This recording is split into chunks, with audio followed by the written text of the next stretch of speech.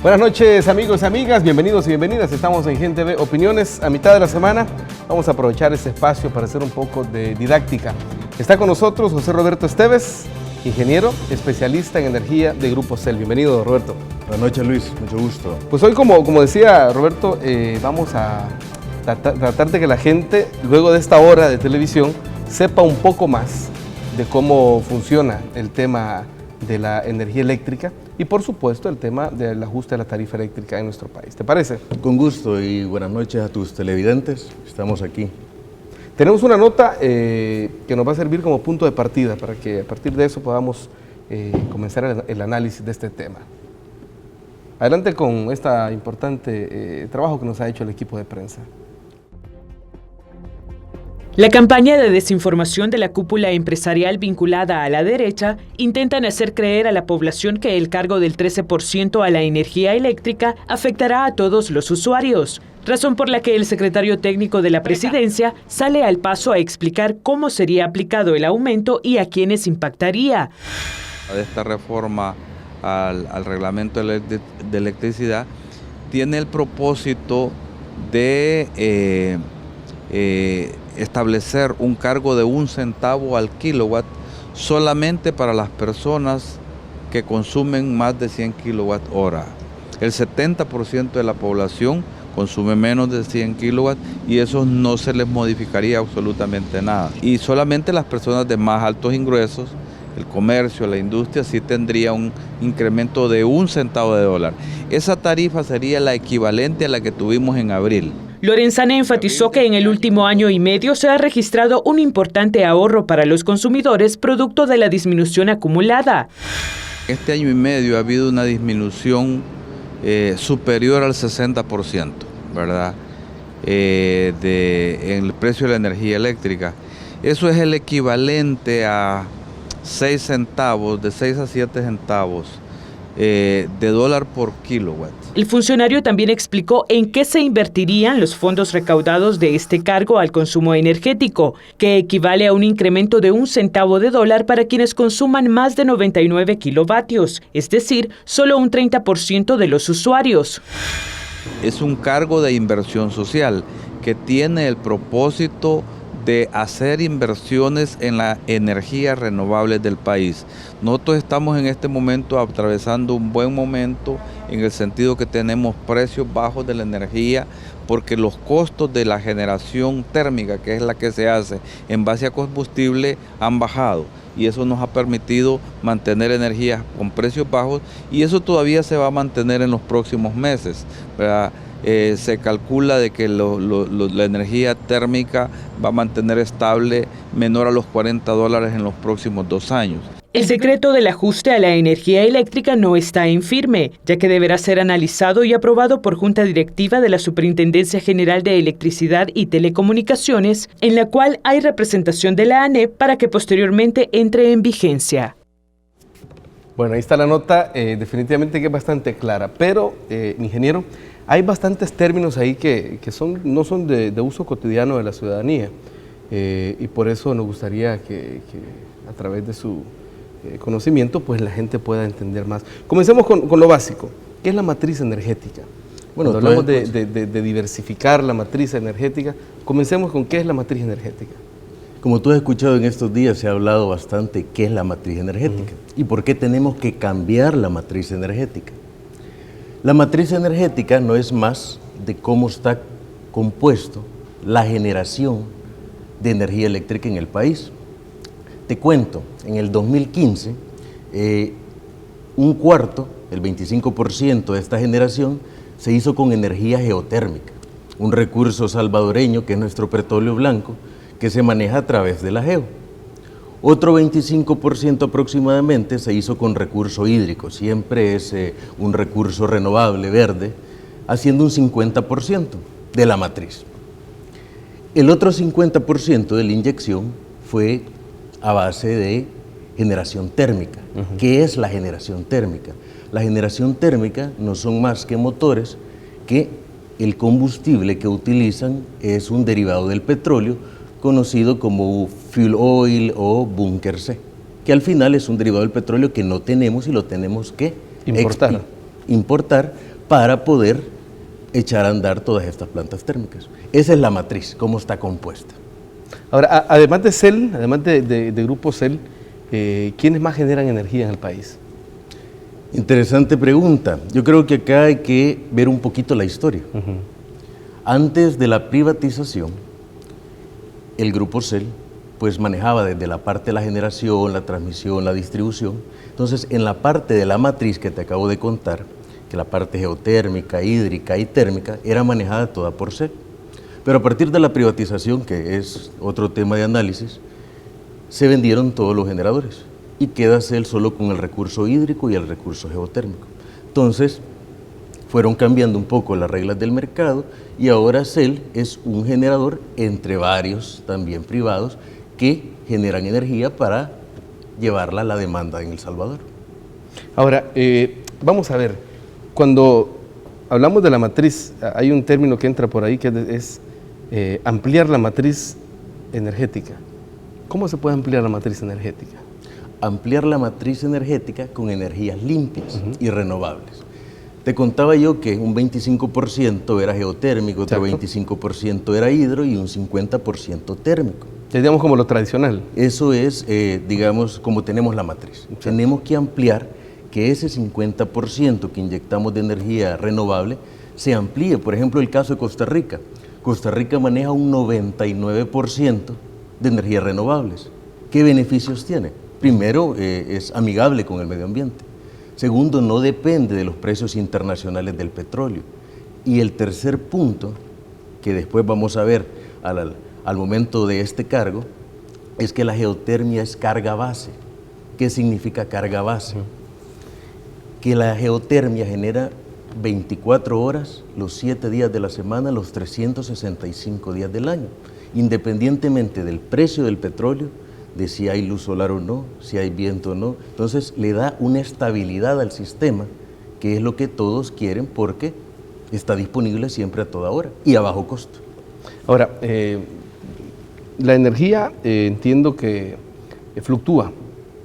Los costos de la energía, pues obviamente al hablar de energía térmica, depende del costo del barril de petróleo en el mercado, ¿no? Ahora, cuando el secretario técnico de la presidencia se refiere a que hemos tenido reducciones, aquí nosotros hemos tenido a la presidenta de CIGET, que bien nos ha explicado cómo han venido esas reducciones. ¿Cómo es que se pueden dar esas reducciones en el mercado salvadoreño a partir de esa matriz de la que ya hablamos? Fíjate que es muy buena tu pregunta, porque ahora que se manejan términos de la matriz energética, el precio de la energía va cambiando, digamos, cada 3 meses. ¿Pero por qué? Esta es una apuesta por estabilizar los precios cada 3 meses para los consumidores. Pero realmente los precios de la generación van cambiando hora con hora. Al final de los 3 meses se saca un promedio de cuánto costó esa energía. Ahora, como parte de la matriz es térmica y los derivados del petróleo han tenido una baja, eso se ve reflejado en un 60% en la disminución de los costos en los últimos 2 años. A eso ha donado que un 50% es manejado por energías renovables. Entonces, este es un punto que hay que recalcar, que el precio de la energía trasladable a tarifas ha bajado cerca de un 60% en los últimos 2 años. Porque mucho se habla ahorita de todos incrementos que se pueden tener, pero digamos quienes nos han invitado a ir al apagón por este 13% no nos invitaron a una fiesta cuando bajó el 60%. Entonces son temas que hay que empezar a manejar y la gente tiene que empezar a verlo con su factura, que es su punto de enlace con este tema, para ver reflejado el ahorro que se ha tenido y la disminución que se ha tenido. Justamente ya vamos a pasar a esa parte, a la parte que tiene que ver con los costos y cómo se ha comportado ese costo y al final cómo eso llega a la factura que es la que le llega al ciudadano. Pero antes me gustaría que me explicaras por qué CEL decimos que produce la energía más barata que los actores privados. CEL produce la energía más barata porque el recurso que ocupa, en el caso hidro, que es a base del agua con que se llenan los embalses, y en el caso de la geotermia, que ocupa el vapor del subsuelo, que es nuestro petróleo blanco, hay que recalcarlo, es una inversión que tiene un alto costo inicial por la infraestructura, pero después tú no pagas por el combustible, no pagas por el agua, no pagas por el vapor. Ahora, eso se traslada en un beneficio a la población, pero tienes que apostarle estratégicamente a las inversiones iniciales, para que eso después sea tu energía base sobre la que vas construyendo un proyecto de país. Ahora, ¿qué posibilidades tiene nuestro país de ampliar esa matriz de energía? Tenemos todo el potencial. Para comenzar con la geotermia, en estos 2 años se le ha apostado a la exploración y a la factibilidad. Entonces ya contamos con 2 plantas, una en Berlín, una en Aguachapán, y ahora se quiere ampliar 2 campos nuevos que tenemos, San Vicente y Chinameca, donde el recurso no es una mera suposición. Ya se hicieron perforaciones, se encontró el recurso y se tiene ahí ya el pozo cerrado con el vapor ya a un 25% de la capacidad que se espera, pero se necesita invertir en más perforaciones para tener más vapor y en la planta. Entonces ya encontramos el recurso, está disponible. Ya incluso San Vicente y Chinameca cuentan con certificación internacional de ese recurso y del potencial que se podría explotar para generar e inyectar a la matriz que consumimos todos los salvadoreños. Ahora, me imagino que para eso obviamente se necesitan recursos, se necesitan ingresos, se necesita tener solvencia para poder hacer este tipo de inversiones que a la larga nos den esa nueva energía, digamos. Sí, es una apuesta estratégica que se tiene que hacer para poder tener una buena inversión para un futuro, aprovechando que los precios ahorita están bajos. Como te mencionaba, se ha tenido una reducción en los últimos 2 años del 60%, que eso es importante, ese número, y es una reducción, y verlo. Es una reducción importantísima, no estamos hablando estamos hablando de más de la mitad en la reducción. Ahora, ¿cómo es posible esto? ¿Cómo se ha logrado eso? ¿Cómo el país ha logrado tener ese comportamiento en el precio de la energía? Mira, acá realmente hay que reconocer varios factores. Uno es que en algún momento se le hizo la apuesta al componente hidro, a las presas, que dan una carga base. Y también se le apostó a la geotermia. En los años 70 comenzaron las plantas de Aguachapán, de Berlín. Eso nos permite poder tener cierto margen de maniobra. Un segundo punto es que en el 2011-2012 se aprobó un nuevo mercado basado en costos de producción. Antes de eso teníamos un mercado basado en precios, donde aleatoriamente un poco se colocaban los precios para el costo de la energía. Ahora no, ahora se basa en los costos de producción. Entonces, como los costos de producción van enlazados a los derivados del petróleo, eso te ha provocado también una baja entre la energía renovable y la baja del petróleo. Ahora la apuesta es que crezca la energía renovable para cuando el petróleo puede incrementar una alza o una baja. No depender si tenemos los recursos nacionales para hacerlo. No tenemos que depender del petróleo. Si tenemos la geotermia, que es nuestro petróleo blanco. Perfecto. José Roberto, después de una pausa me gustaría que habláramos un poco de la factura y de cómo la gente puede interpretar esa factura para saber realmente qué es lo que está pagando, cuáles son sus componentes para realmente saber qué es lo que está pagando en cada vez que le llegue esa factura. Un gusto, Luis. ¿Te parece? Ya venimos, estamos en Gente de Opiniones hablando de los costos de la energía, de la producción renovable y por supuesto de la factura. Ya venimos con más. Muchas gracias amigos y amigas, continuamos con más de Gente de Opiniones, seguimos conversando con el ingeniero José Roberto Esteves, especialista en energía del grupo CEL. José Roberto, vamos a hablar de los componentes de la factura.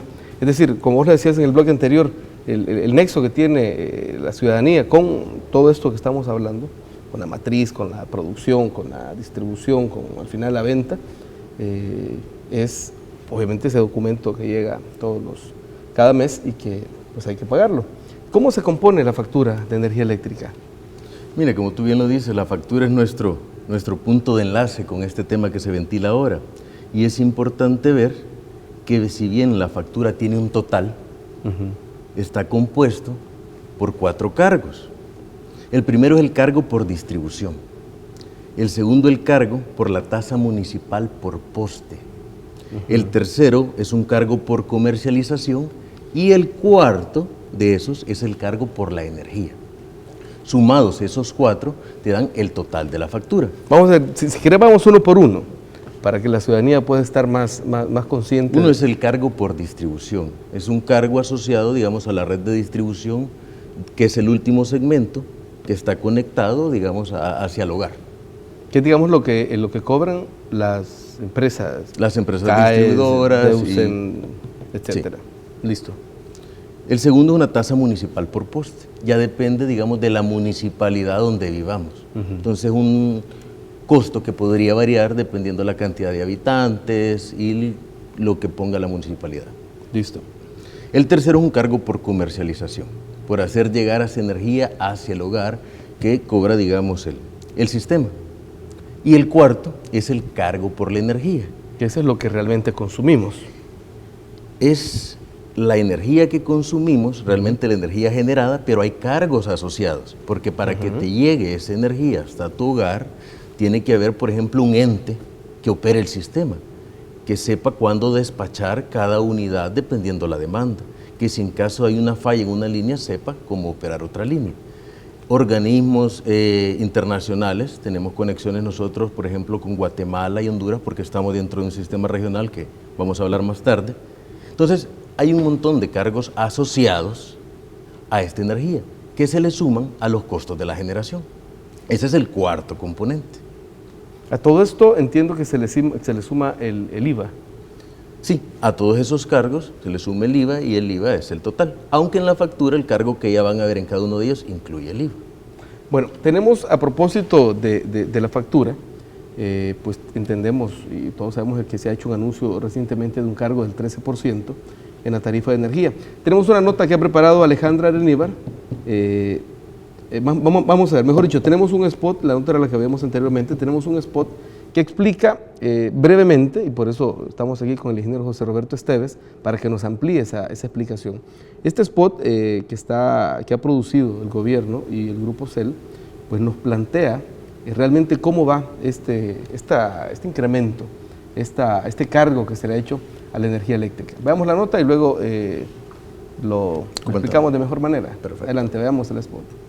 La verdad sobre el cargo del 13% en la energía eléctrica. El 13% que equivale a 1 centavo más de lo que paga por kilovatio hora no afectará a las familias que consumen hasta 99 kilovatios al mes.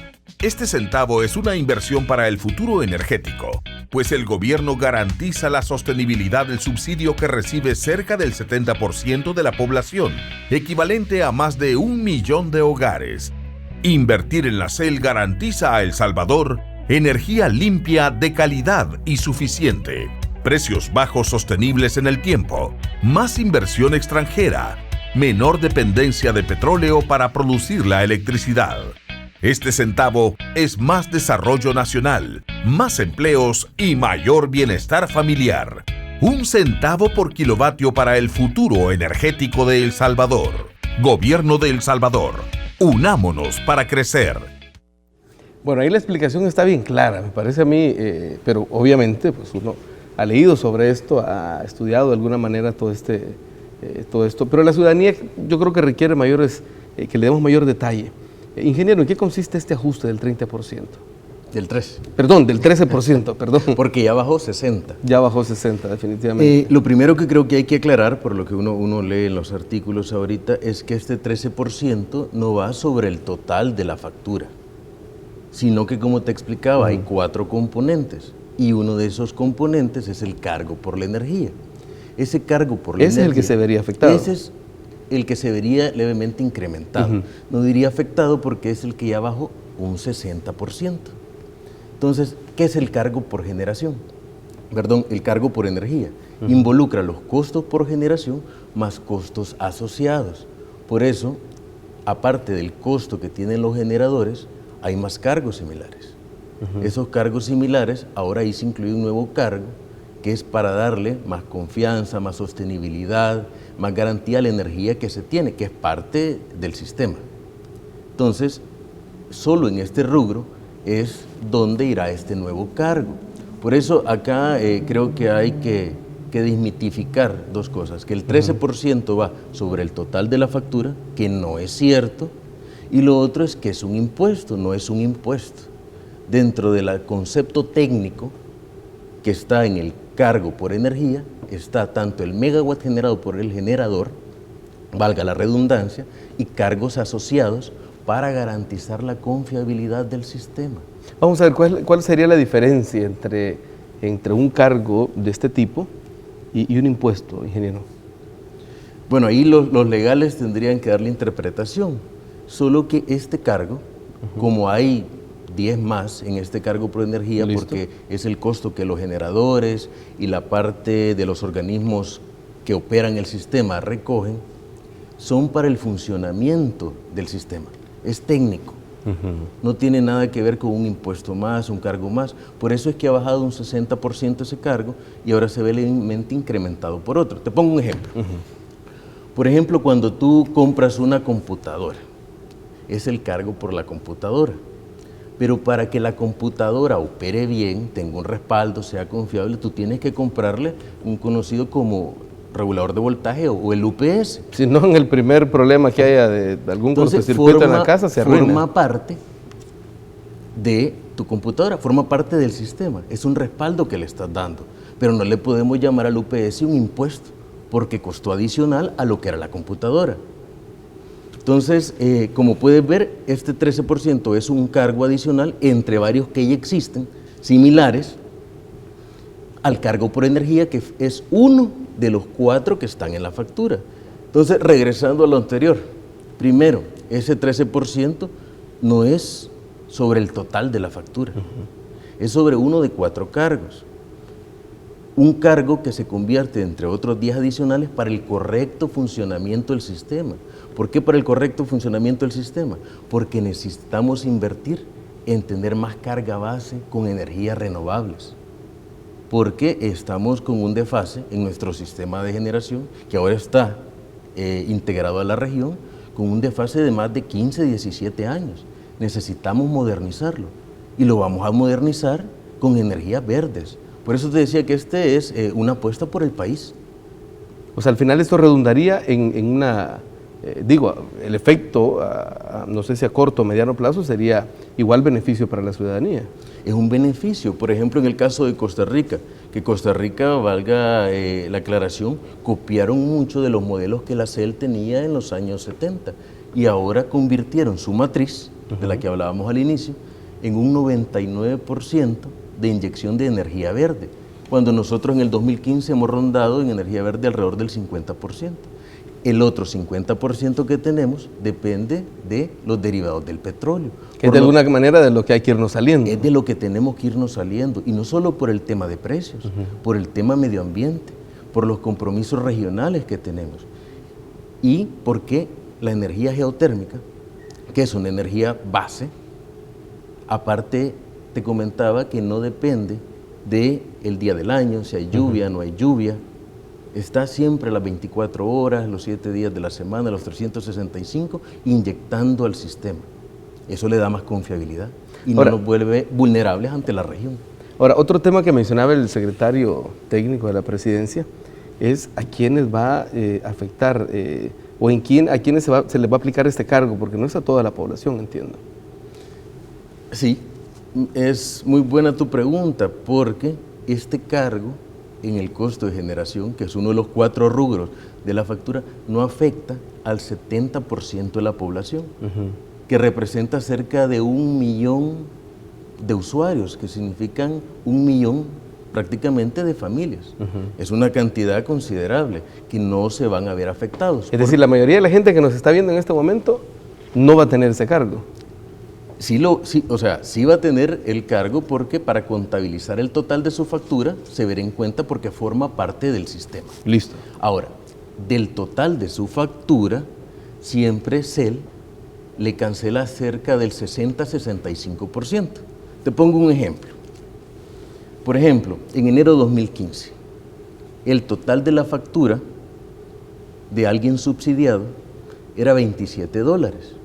Ese es el total. Pero él solo paga o pagaba $9, porque $18 aproximadamente los pagaba CEL.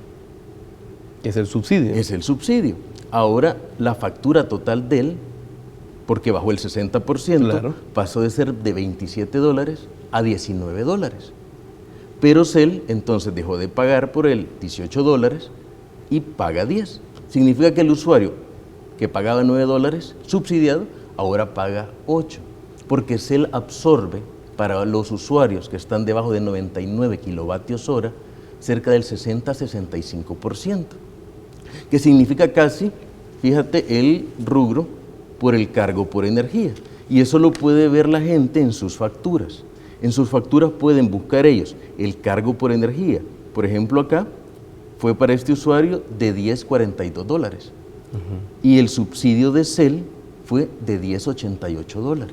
Entonces no va a generar mayor impacto en la población subsidiada, que representa el 70%, cerca de 1 millón de usuarios, 1 millón de hogares salvadoreños que no se van a ver afectados. Ahora, ¿cómo entra en esto, o mejor dicho, dónde entran las empresas, la industria? Bueno, que entiendo, bueno, consumen más de 99 kilowatts hora, ¿no? sí, la industria lógicamente consume más de 99 kilowatt hora. Eso es importante, porque como mencionábamos, en los últimos 2 años se tuvo una reducción del 60%. Eso significó cerca de $400 millones de ahorro. Ahora, ese 60% que disminuyó se incrementará en el mismo cargo un 13%. Siempre la reducción que se tuvo, digamos, ahoga ese incremento que se tiene. Entonces, la industria seguirá gozando de ese ahorro. Por eso es que no tiene mucho sentido decir que se van a aumentar, digamos, el pan o otros artículos por este aumento del 13%, porque ya disminuyó un 60%. Y no se han dado, digamos, esas disminuciones. Pero bueno, ese es otro tema. Y ya eso entra más bien, yo a mi juicio diría que una especie de chantaje de parte Pero sí de es las importante empresas, ¿no? ver que no hay una afectación, todo por el contrario. Tú sabes de que las industrias en el país quieren expandirse, pero para expandirse ellos necesitan más energía. Por Y supuesto. energía de calidad, ¿por qué? Porque ahora la mayoría de las fábricas, industrias, todo es computarizado, automatizado. Son más sensibles, por ejemplo, a las variaciones de la calidad de la energía. Y eso el mayor de los industriales lo sabe. Entonces, para minimizarle riesgos, aumentar la calidad y aumentar la matriz para poder suplirlo, necesitamos crecer en esta energía verde. O sea, al final esta inversión que se pretende hacer va a beneficiar también a la gran industria. Va a beneficiar porque van a poder tener una generación más estable, más barata en el tiempo, sin mucha fluctuación y de calidad. Se empieza a introducir ya un concepto, la calidad de la energía, para poderla abastecer. Porque aparte, como te decía, estamos con un sistema nacional que tiene 15, 17 años de retraso. Entonces necesitamos integrarnos a la región, modernizarnos. ¿Qué efecto tendría no hacer esa modernización? Bueno, el efecto que tendría es que primero seguiríamos siendo vulnerables al precio internacional del petróleo. Listo. Seguiríamos contaminando de cierta manera el medio ambiente. Pero tú sabes que la población va creciendo a un ritmo igual a la industria. Tenemos que aumentar ese parque de generación y lo tenemos que hacer con energía verde. ¿Por qué no hacerlo con geotermia, que es nuestro petróleo blanco? ¿Por qué no llevar ya a toda la zona del litoral, donde va el proyecto de Fumilenio 2, una red dorsal que alimente industrias en la zona costera? La gente del litoral sabe de que tiene bajo voltaje y mala calidad en esa zona. ¿Por qué no acompañar la carretera ahora con un buen suministro de energía eléctrica y que sea verde? Perfecto. Vamos a hacer una segunda pausa. Cuando regresemos, justamente vamos a hablar de cómo el país está pretendiendo mejorar su posición en la región en cuanto a la industria eléctrica. Perfecto, Luis. Ya regresamos con más. Estamos conversando con el ingeniero José Roberto Esteves, especialista en energía de Grupo CEL. Ya venimos. Bueno, gracias por continuar en sintonía de Gente Ve Opiniones. Seguimos conversando con el ingeniero José Roberto Esteves, especialista en energía de Grupo CEL. Vamos a ver, ingeniero, ¿cuál es la posición de El Salvador en la región, tomando en cuenta esos casi, década y media de retraso que tiene nuestro país?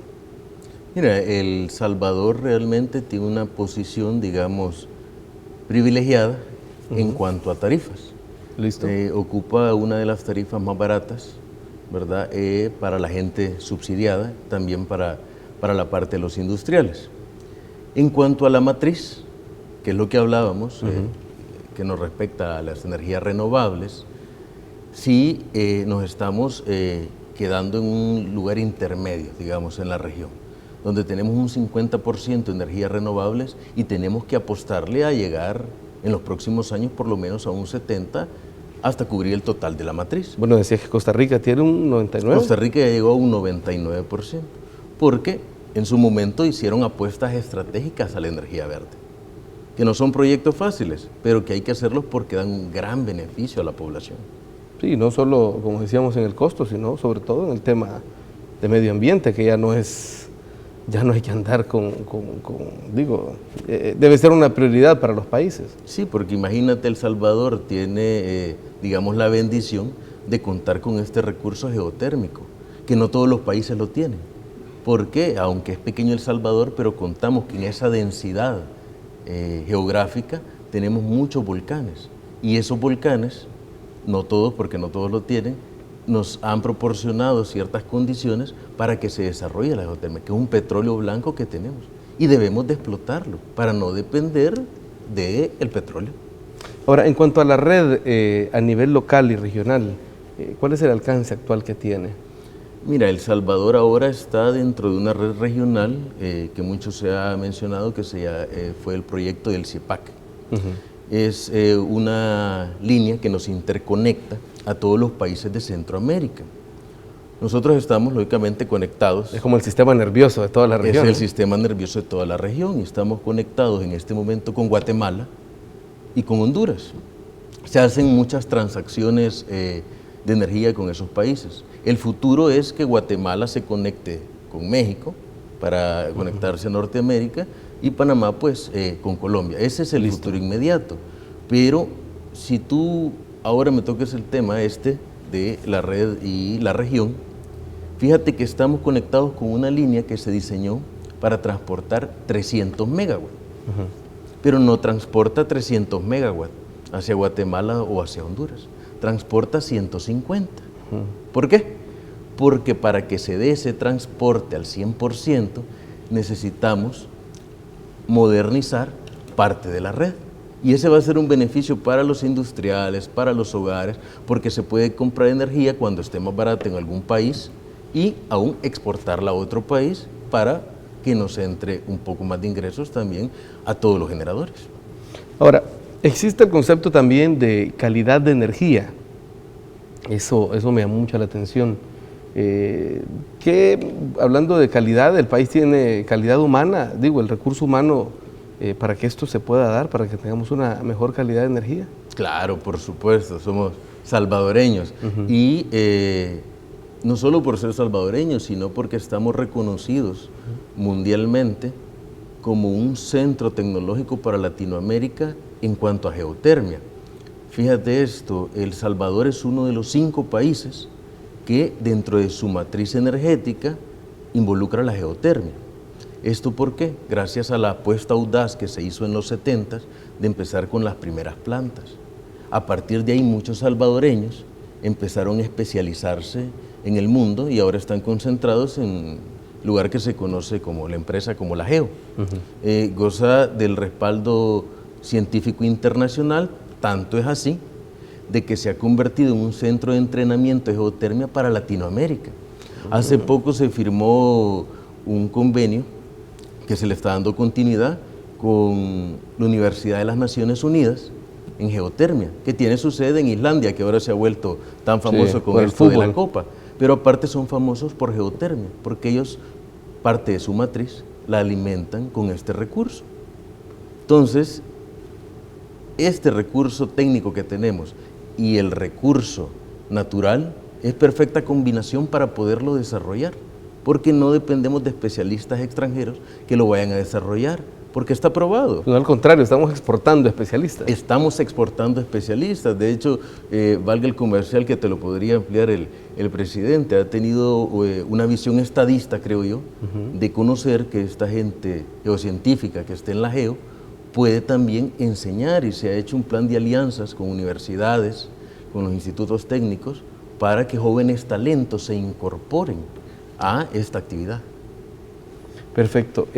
¿Con qué infraestructura necesaria se cuenta? La infraestructura necesaria, te pongo un ejemplo, con personal salvadoreño se montó la planta de Aguachapán, que está en funcionamiento, y se montó la planta de Berlín. Incluso estas dos plantas, a partir de mediados de los 70 que comenzó Aguachapán, han sido operadas y con mantenimiento de especialistas salvadoreños.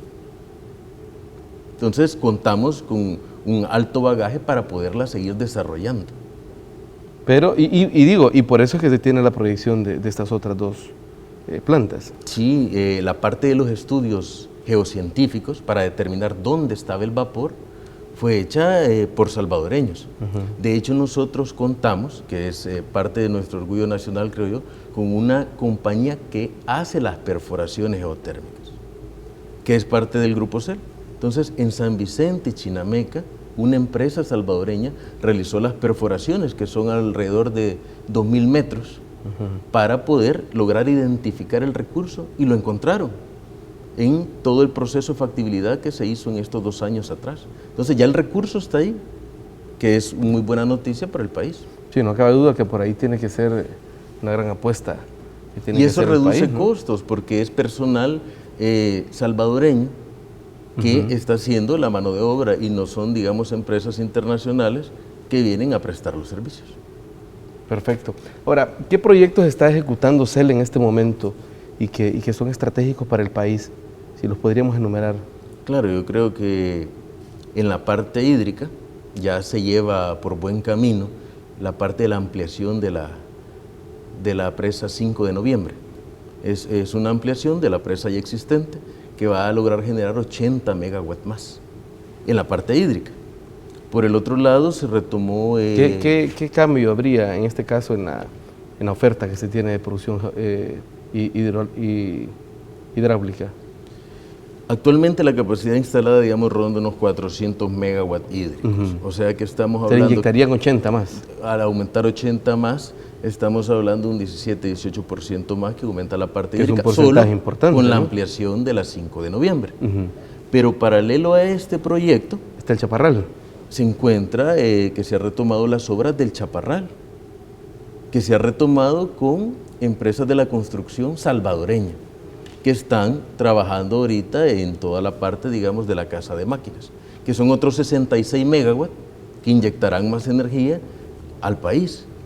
Y no solo van a generar un beneficio cuando produzcan la energía, ya están generando beneficio, porque genera un efecto multiplicador. La industria de la construcción tiene que tener suministros, cemento, hierro, y empieza la cadena y el dinamismo en el país con este tipo de proyectos. Eso por la parte hídrica, y hay muchos más que están, digamos, en la factibilidad. En la parte geotérmica es San Vicente con 30 megawatts, Chinameca tiene un potencial de 50 megawatts, y el campo de Berlín, que ya está... digamos, en operación, se pretende ampliarlo, por lo menos en 10 megawatts. Igual hay estudios en Aguachapán, pero también hay proyectos fotovoltaicos en la 15 de septiembre, parques eólicos.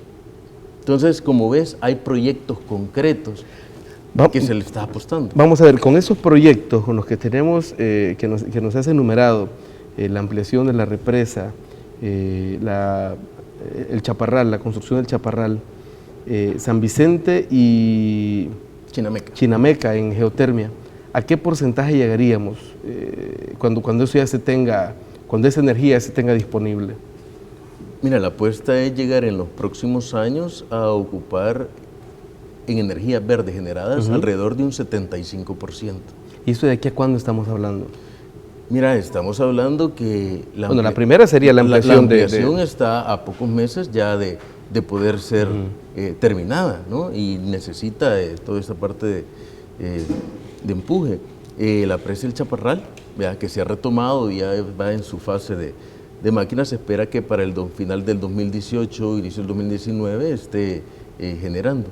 Y San Vicente y Chinameca, pues son proyectos que, digamos, pueden ir por fases, pero en el lapso de 2 años vamos a empezar a ver la puesta ya de esta nueva energía. Como puedes ver por la experiencia que se tiene, no estamos hablando de 10 años. No. Estamos hablando que en el a la vuelta de unos 3 años. 3, 5 años ya podemos empezar a disfrutar de todos los beneficios de toda esta energía renovable, verde y que es recurso salvadoreño. Ahora entiendo también que hay apuestas privadas por energías renovables también, por energías limpias. Claro, se están llevando a cabo varias licitaciones para plantas fotovoltaicas, para parques eólicos, pero para que estas plantas fotovoltaicas, parques eólicos vengan, tenemos que contar con un sistema moderno que haga la contraparte para, por ejemplo, la geotermia, que te comentaba que la geotermia no depende del sol, no depende del viento. Está ahí el recurso. Entonces vamos a tener paneles solares, parques eólicos, pero necesitamos alguien que sea el contrapeso como la geotermia. Necesitamos modernizarlo. Entonces, en este sentido, en este espíritu, es que hemos hablado del inicio del nuevo cargo. Por este cargo no es ningún impuesto, es parte de la operación del sistema que tiene que ver con la generación eléctrica. Esa parte es la que me gustaría que retomáramos, porque ya tenemos solamente 2 minutos, porque obviamente esto ha generado mucha discusión y es bueno, a mí me parece como comunicador, como periodista, que es bueno que tengamos toda esta discusión, sobre todo escuchándoles a ustedes, para que la ciudadanía tenga claro de qué se trata esto. Tal vez si podemos hacer un resumen. Mira, yo creo que es bueno porque a medida hemos ido viendo la entrevista, hemos ido quitando ciertos tabús. Exacto. El primero, el 13% no es un impuesto. Primero. Segundo, no va sobre el total de la factura, va sobre uno de 4 ítems que se refiere a la generación y tiene muchos cargos similares. Exacto, es un ítem que ya tiene otros cargos. Tiene muchos cargos similares para el correcto funcionamiento, como lo que te explicaba yo de la computadora y el UPS. Eso es esencial que se quite ese tabú. Segundo, este cargo, digamos, del 13% en uno de los 4, no va a afectar a la mayoría de la población, porque el 70%, que son 1 millón casi de usuarios, o sea, 1 millón de hogares, está subsidiado, ¿verdad?, por CEL. Y lo otro que es importante, que creo que debe ser el punto de partida para la discusión, es que hemos experimentado en estos 2 años una rebaja del 60%. Entonces, debe de tomarse en consideración el análisis que estamos generando ahora en nuestra sociedad. Definitivamente. Bueno, yo realmente, ingeniero, estoy muy agradecido porque eso nos permite cumplir con la misión de que la ciudadanía esté mejor informada. Yo creo que la ciudadanía sabe mucho más, quienes nos han estado viendo esta hora, saben mucho más con respecto a cómo funciona esto que hace 1 hora. Gusto, Muchas Luis. gracias. Buenas noches. Listo. Y a ustedes, amigos y amigas, les invito para que se queden con la programación de Gente Ve porque, miren, hay mucho más para todos y para todas. Pasen buenas noches.